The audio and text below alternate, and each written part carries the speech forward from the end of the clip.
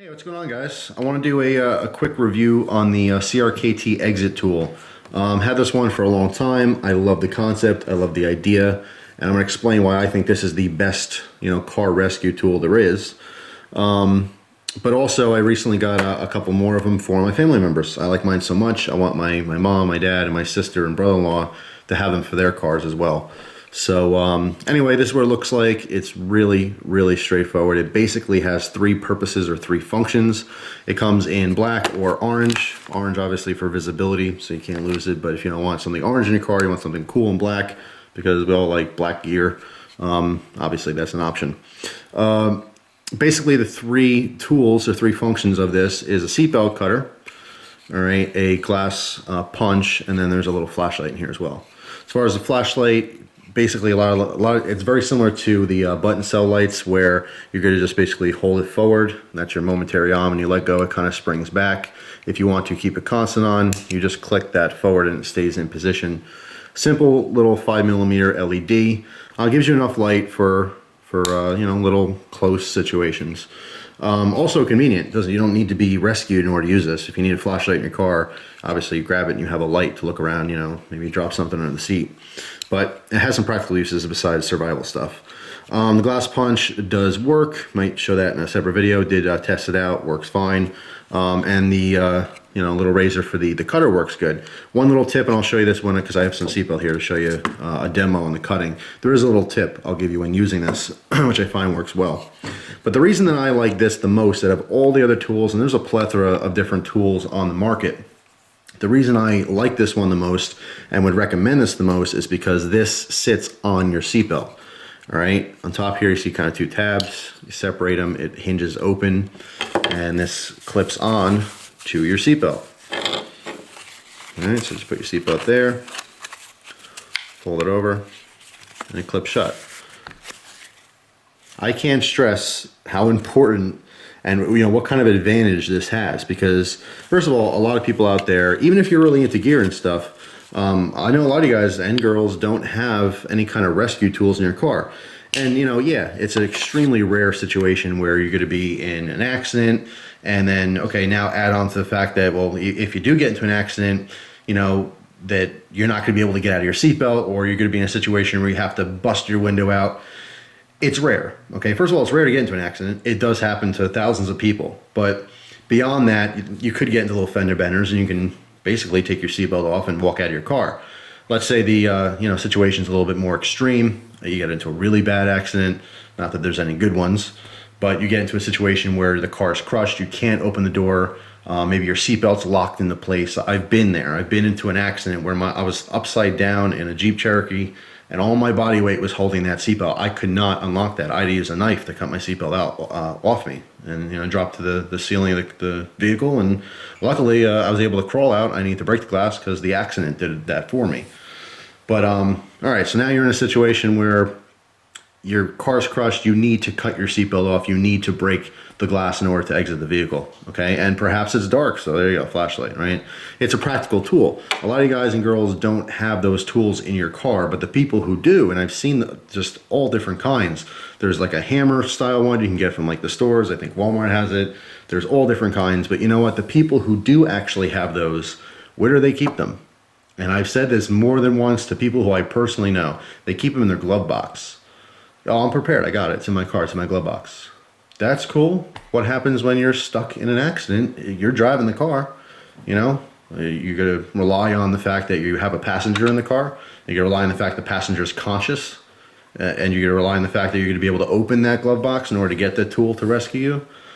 The biggest advantage I see this over any other tool on the market is the fact that it's on your seatbelt. All right, so when you're driving the car, obviously you don't need one for the other side because there might or might not be a passenger, but there certainly will be a driver in the car. So you clip this to your seatbelt on the driver's side and it's always there. It's in hand's reach. I've preached this many, many times before. Like I said, even to people who I know personally, and I've gotten them to get tools for their car to be a little bit more prepared for those what-if situations. Although rare, there's still a possibility it's going to happen.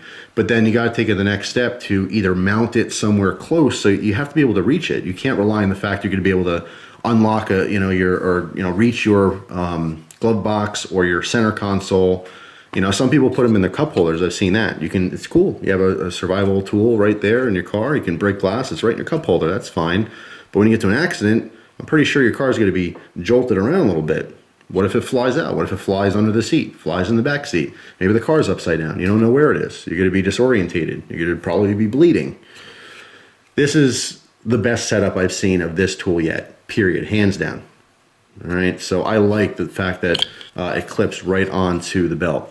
You can obviously put it low or high, wherever is most comfortable on you. It doesn't have to be touching your body while you're using this.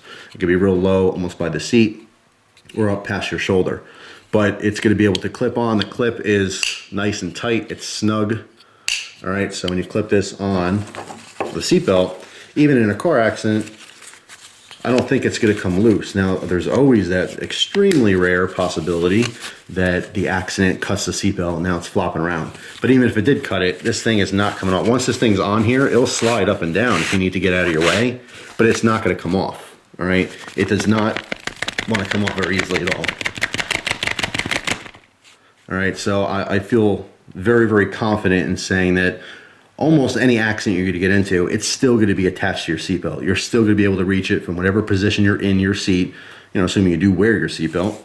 And you're going to be able to use this tool efficiently if you need to, okay? If your seatbelt gets locked and you need to cut it off, it works fine for that. Let me give you a quick demo. The tip I want to give you is that when you're using this, I found that the best way to use this is to pull it away while you're cutting, okay? What I mean by that is put pressure this way, okay? If you just slide this down, what happens is the blade starts to cut a little bit, but then it follows this little channel here, and there's not enough pressure, and it could snag. That goes with any of these cutters, not just this one, any cutter.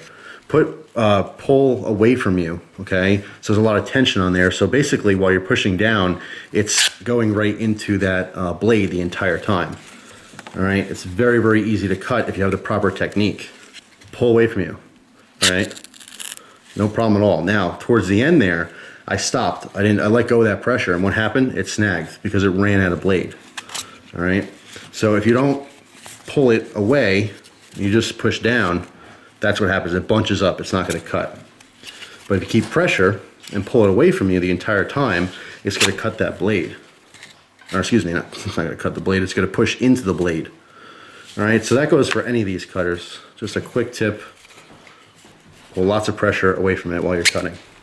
You get a good cut every single time. And you can see you can use this multiple times before that blade gets dull. The idea is obviously not to use this as a tool, but to use this in emergency situations. You don't want to dull that blade up. Once again, didn't put enough pressure, so it ended up binding up, right? You don't want to run out of blade. It's also very awkward to do this. If it's, you're in a real situation, this is across your chest, you're going to have a lot of pressure on it anyway, all right? But doing a demo like this in my hands, it's hard. I have to have someone actually hold it tight for me like that. But there may be more ergonomic ones on the market. There may be ones with bigger blades, brighter flashlights, but you know what?